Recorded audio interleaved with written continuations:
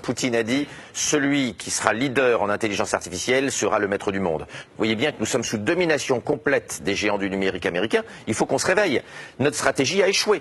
Y a-t-il un Google, Apple, Facebook, Amazon en Europe? Et en intelligence artificielle, nous sommes inexistants. Nous avons perdu la guerre. Enfin, en tout cas, une bataille. Si nous voulons gagner la guerre technologique du XXIe siècle, nous devons changer d'élite. Regardez les gens qui sont Ou fabriquer les élites autrement. Exactement, qui sont en train de discuter dans les ministères sur la réforme sociale. Ce sont des gens qui ne comprennent rien, qui ne connaissent rien à la guerre des intelligences, qui ne connaissent rien à la guerre technologique qui est en train d'arriver. Mais c'est une réalité. Ce sont des gens qui sont des apparatchiks, qui n'ont jamais bossé, excusez-moi de le dire, et qui n'ont jamais vu la technologie de près. Nos élites ne sont pas prêts à mener le combat.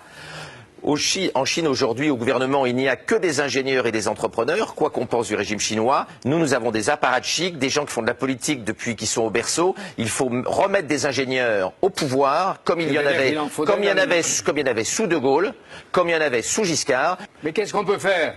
Bosser, arrêter de geindre, développer plein de start-up dans ces sujets-là, payer nos chercheurs correctement. Nous n'aurons pas de chercheurs si on continue à les payer comme ils sont payés au CNRS ou à l'INRIA. Les bons sont en train de partir les uns après les autres. Nous n'aurons pas des bons chercheurs.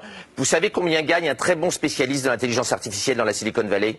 Entre 1 et 2 millions de dollars par mois. Je ne vous demande pas combien il gagne ici. Vous savez combien on gagne au CNRS, à l'INRIA? Ouais. Rien. Et en même temps, ils sont assez courageux. Oui, mais ils vont patriotes pour rester ici, pas partir. Ils vont pas le rester longtemps. Vous verrez que la plupart des bons, hélas, vont partir. Si on veut des bons chercheurs, il faut les payer.